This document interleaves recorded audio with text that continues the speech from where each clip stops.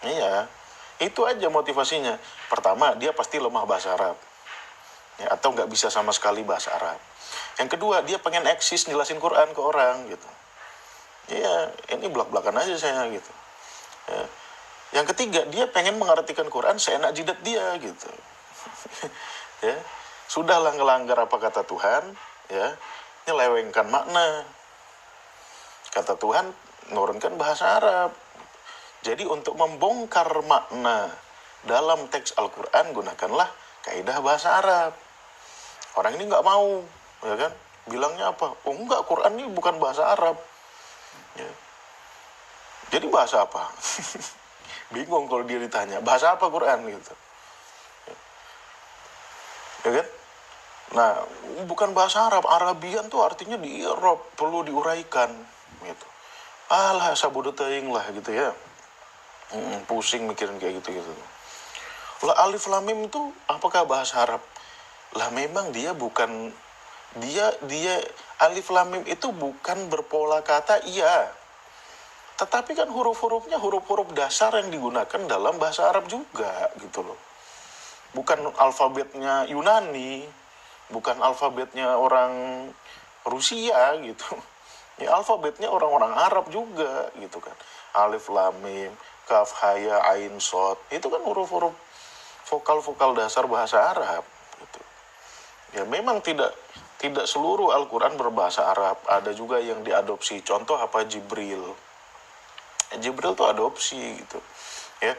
Jibril, wah, saya pernah dengar video Jibril. Jibril itu kan dari kata jabaro, artinya menjabarkan. Jadi Jibril yang datang kepada Nabi Muhammad tuh itu yang menjabarkan. Jibril tuh dua kata, Jibro sama il gitu. Ya. Jibro artinya apa namanya, penyampai pesan, il artinya Tuhan. Jadi Jibril artinya penyampai pesan dari Tuhan. Sama kayak Israel, ya.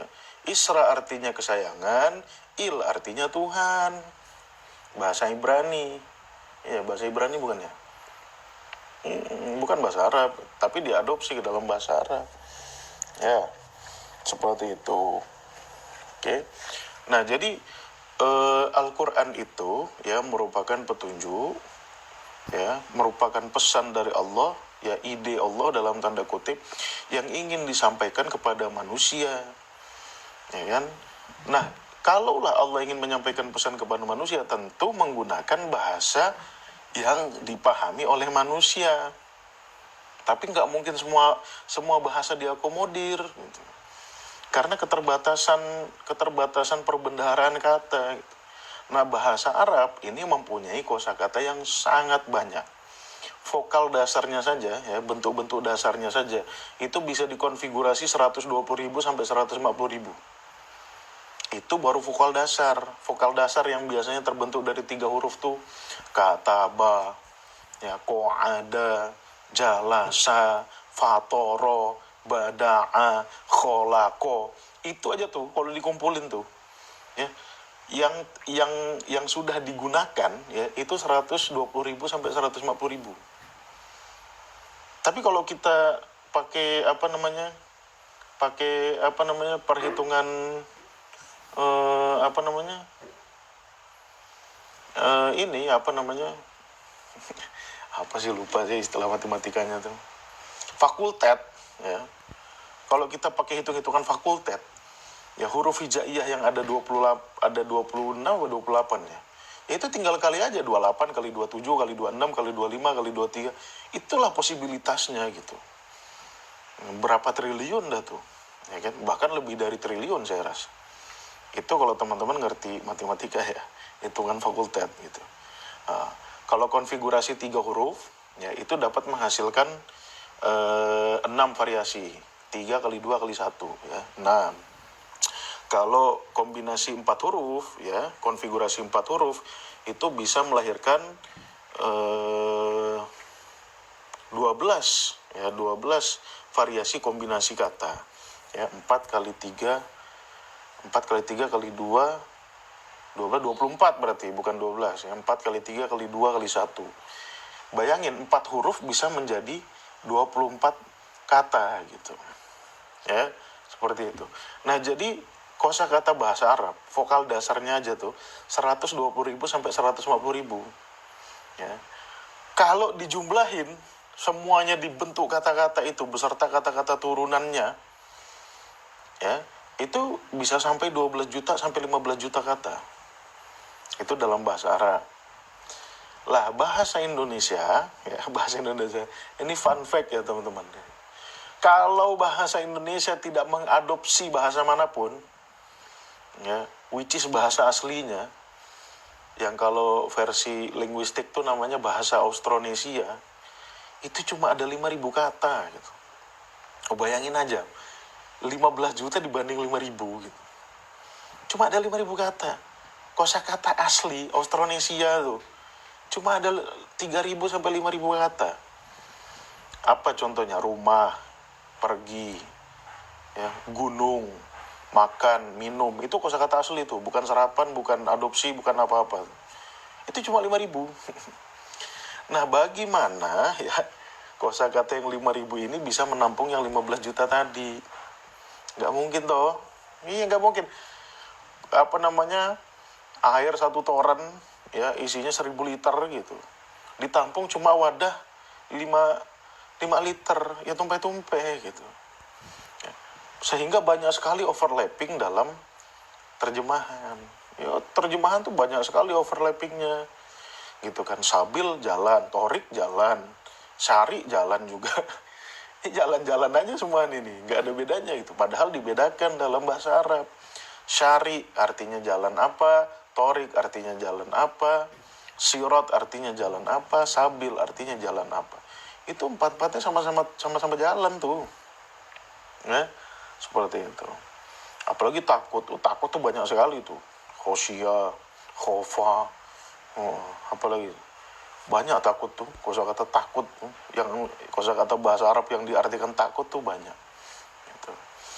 Nah, jadi ini ya teman-teman, Allah itu menggunakan bahasa Arab untuk menyampaikan pesan wahyu itu, ya karena strukturnya, ya, yang nyaris sempurna lah kalau bisa dikatakan. Jadi bahasa lugasnya tuh gini, Allah tuh minjem bahasa manusia untuk menyampaikan pesan, biar kita dapat memahaminya gitu. Ya kan? Walaupun teman-teman nggak ngomong Arab ya, teman-teman kan di sini bukan orang Arab ya, tidak ngomong Arab juga, tapi kan itu bisa dipelajari gitu kan. Ada kaidah-kaidahnya. Ya, bahkan kaidah-kaidah bahasa Arab tuh berkembang setelah turunnya Al-Quran, dikunci sama Al-Quran. Ya. Nahu, sorof, ya kan, balago, badi, ma'ani, bayan, ya, terus adab, segala macamnya itu berkembang setelah dikunci sama Al-Quran gitu. Nah, uniknya bahasa Arab ini ya punya struktur yang mungkin tidak dimiliki bahasa lain gitu, ya. Struktur vokal dasar itu ciri khas bahasa Arab tuh, ya. Misalkan apa, al-mustaqim. Al-mustaqim tuh punya vokal dasar. Vokal dasarnya apa? Qawama. Qawama artinya apa? Berdiri, tinggal gitu, ya kan, bermukim. Nah, semua kata turunannya itu tidak mungkin lari dari makna dasarnya tadi, dari vokal dasarnya tadi. Itu uniknya bahasa Arab. Bahasa Indonesia nggak punya. Makan vokal dasarnya apa? Nggak ada gitu. Ya, seperti itu. Kita tuh kalau bahasa Indonesia tuh langsung ke kata gitu. Ya, tidak ada vokal dasar. Tidak mengenal vokal dasar seperti. Nah, kalau bahasa Arab ada vokal dasarnya. Seperti itu. Nah, jadi gitu ya teman-teman ya. Allah itu kenapa menggunakan bahasa Arab ya? Maksudnya selain struktur yang bagus tadi, maksud dibalik itu apa? Allah ingin mengunci makna. Ya. Redaksi nih, ya, makna nih, kalau tidak disampaikan melalui satu redaksi, itu maknanya bisa kabur loh teman-teman. Ya, maknanya bisa kabur. Ya. Makanya Quran itu ketika pertama kali diturunkan dihafalin gitu. Ya, dihafalin, paham gak paham bodo amat, yang penting hafal dulu gitu. Karena redaksi itulah yang mengunci makna. Ya. Suatu makna yang tidak dikunci pakai redaksi itu berpotensi menjadi bola liar. Ya. Contoh, saya mengekspresikan apa dalam otak saya tidak melalui redaksi, tidak melalui bahasa, tapi melalui lukisan misalkan. Itu yang paham persis maknanya cuma saya itu. Ya, saya seniman. Suasana saya lagi hancur kacau balau gitu ya. Kemudian saya bikin tulisan, saya bikin lukisan gitu ya. Nah itu orang-orang yang mencoba untuk membaca lukisan itu, ya, itu akurasinya mungkin nggak nyampe 50%. Yang tahu persis cuma saya gitu. Itu kalau tidak diikat pakai redaksi. Ya. Tapi kalau suasana otak saya lagi kacau misalkan, ya, terus saya update status, gila gabut banget nih gue gitu, ya, sumpak sumuk, nah itu kan langsung paham teman-teman. Ya, itulah yang dirasakan otak saya, langsung dapat dipersepsi, ya, diinterpretasikan dengan sempurna seperti itu. Ya. Nah Allah ini ya yang maha sempurna, maha tahu, maha segala-galanya lah, ya, memilih bahasa Arab ini untuk mengikat makna tadi. Jadi jadinya ini yang penting nih, ya. Jadi kalau kita ingin mengetahui ide Allah tadi, ya, pesan Allah tadi yang ingin disampaikan kepada kita, hendaknya kita melalui ya bahasa Arab ini. Karena bahasa Arab inilah kuncinya. Jangan lari dari kaidah bahasa Arab. Gitu loh. Karena bahasa Arab itulah, teksnya yang berbahasa Arab itulah yang mengikat makna.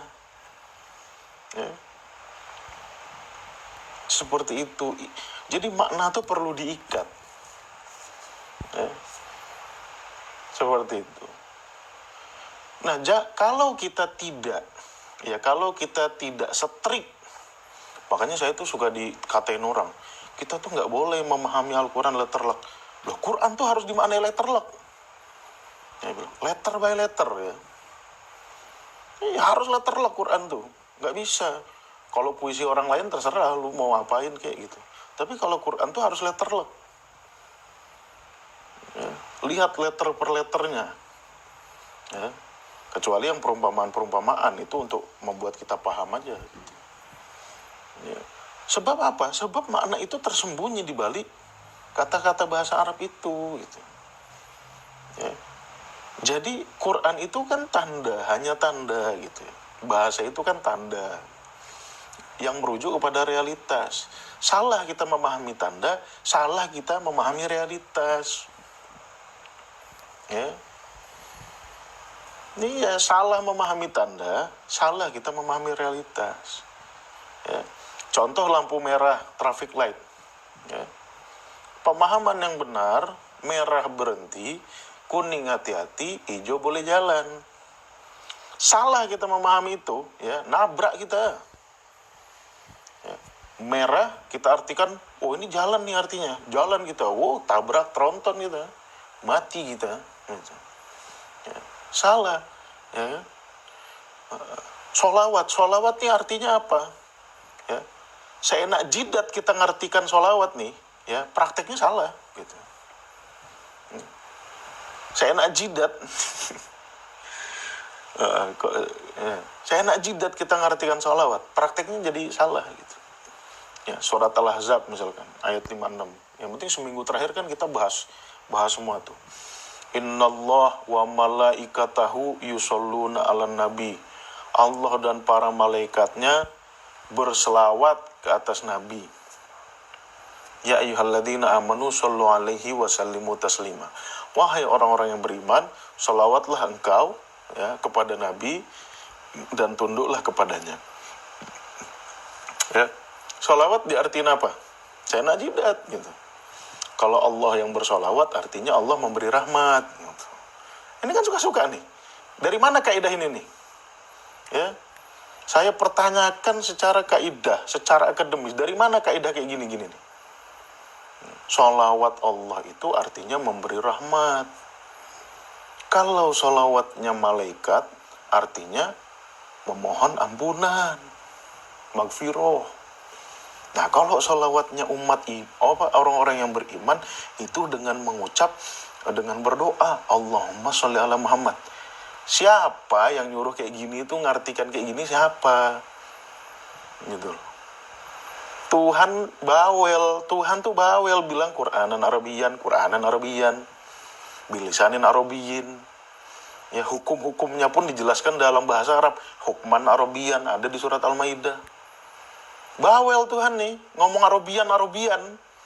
Kita suka hati, seenak jidat maknai sholawat gitu loh. Bisa-bisanya loh. Ya. Kalau sholawat ini artinya ini, kalau sholawat ini artinya ini.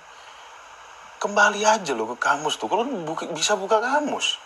Hari ini tuh nggak perlu beli kamus tuh, buka tuh leksikon tuh. Ya. Sholawat, yusallun, yusallun. Ya. Kan orang-orang yang nerjemahin ini bukan orang-orang bodoh, orang-orang pintar semua. Ya. Oh, yusallun. Yusallun ini berasal dari sholla yusolli. Oh, ada tasydid di situ. Berarti dia huruf tambahan. Ya, kalau vokal dasarnya berarti solaya atau solawa. Solawa atau solaya itu bisa bergantian karena huruf illah. Oke. Kemudian carilah di kamus. Oh, solawa artinya ini. Ketemu tuh. Ini cara Tuhan nih. Gitu loh. Ya, kalau kau mau tahu makna solawat, ya aku kan udah turunkan berbahasa Arab. Carilah dengan kaidah bahasa Arab. Orang-orang yang nerjemahin itu ngerti semua kaidah bahasa Arab. Bingungnya saya di situ gitu loh. Kalau ditanya ngerti nahu nggak? Ngerti Arab ngerti, balaghah menguasai. Kok ngertiin ini kayak gitu sih, aneh bener gitu. Ya kan? Sholawatnya malaikat ini. Ya kan artinya nggak ada makna spesifik di situ. Artinya apa? Artinya salah memahami makna, salah memahami perintahnya apa. Gitu. Ya ayyuhalladzina amanu shallu alaihi wasallimu. Oh, kalau orang beriman ini doa. Apa doanya? Doanya Allahumma sholli ala Muhammad. Apa artinya? Artinya ya Allah berselawatlah engkau pada Nabi Muhammad. Muter-muter aja di situ, paradoks. Allah nyuruh kita nyuruh Allah. Allah nyuruh kita nyuruh Allah balik. Paradoks, muter-muter aja. Ya. Dan gilanya umat Islam hari ini tuh, ya. Jadi nyanyian. Ya Nabi sallallahu alaihi Muhammad. Kau sholat aja nggak tahu artinya apa gitu. Kau jadikan nyanyian gitu, lucu gitu. Ada lagi ustadz nasional nih nggak gemen ustadz nasional nih, ya. Sholat, dia jelasin tuh. Ini ustadznya nih S3, ngelotok bahasa Arabnya tuh. Sholat katanya. Sholat itu berasal dari kata wasola. Oh, bayangin aja. Wasola. Ya. Teman-teman yang ngerti bahasa Arab, apa masdarnya wasola itu? Wusul, silah. Gak ada masdarnya wasola tuh jadi sholat gitu. Ya. Ini Ustadz S3 nih, ngelotok gitu. Ya. Sholat itu berasal dari vokal dasar wasola. Saya kaget, acur saya bilang. Ya. Wasola katanya. Wasola ini masdarnya silatun katanya. Nah itu kalau sesama manusia silatun kata dia. Silaturahim. Tapi kalau sudah yang sama Allah subhanahu wa ta'ala, lamnya jadi panjang, jadi sholatun. Apa nggak ngaco tuh? Ini real story, cari videonya. Saya nggak mau nyebut nama orangnya aja gitu. Real story nih, cari videonya di TikTok habis ini tapi. Ya, cari aja gitu. Nggak ngarang saya. Kalau silatun, wasola, ya, masdarnya silatun. Kalau sesama manusia sila. Tapi kalau kepada Allah yang Maha Kuasa, lamnya jadi panjang, sholatun.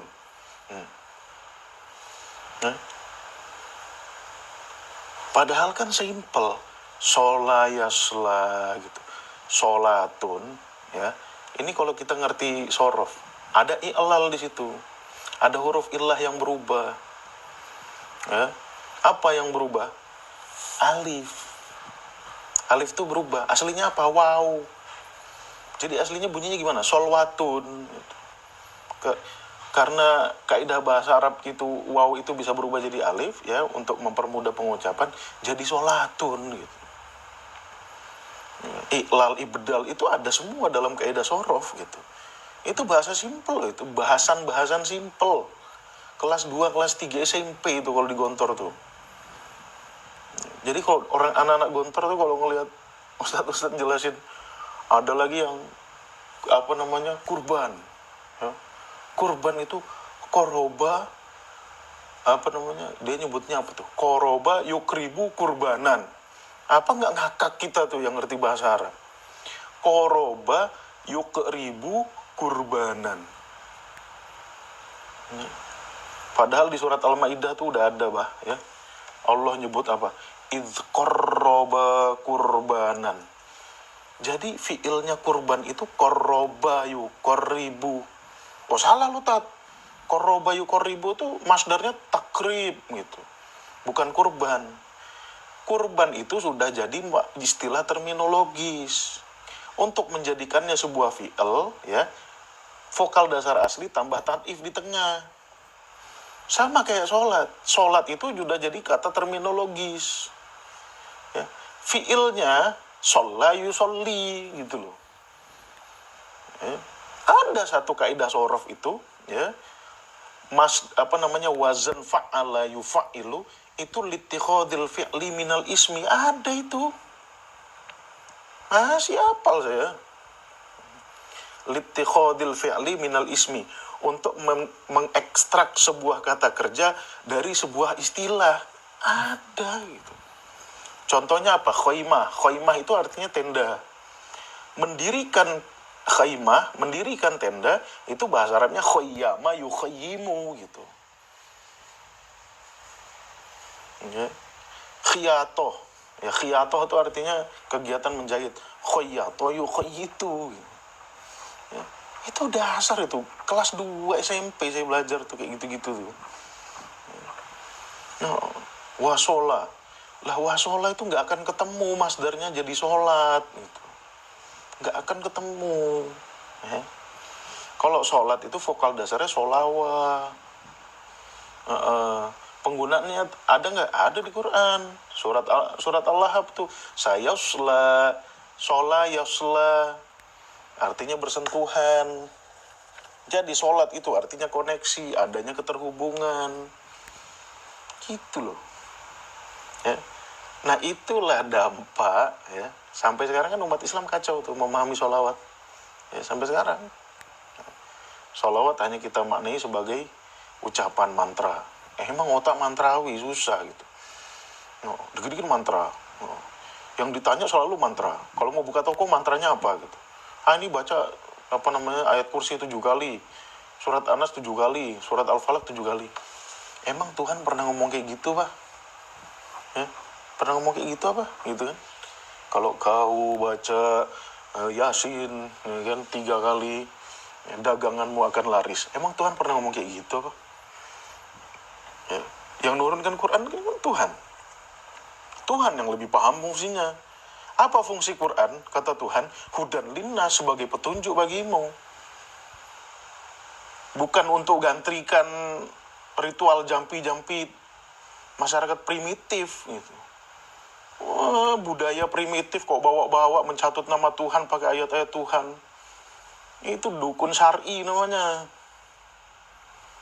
Itu tidak berfungsi sebagai petunjuk namanya gitu. Itu kau cuma pakai ritual-ritual primitif, mantra-mantra tuh. Ya jampi-jampi itu. Cuman jampinya kau rubah pakai ayat Quran, itu doang. Itu yang kau lakukan selama ini gitu loh. Itulah yang kita lakukan selama ini umat Islam. Ya. Saya pun pernah melakukan seperti itu, cuman saya tobat gitu. Ya.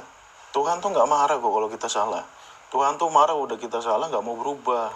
Itu Tuhan marah. Ya. Hudan linnas, petunjuk bagimu. Kalau petunjuk harus diapain? Harus dipahami. Ya, isi pesannya dalam ayat-ayat ini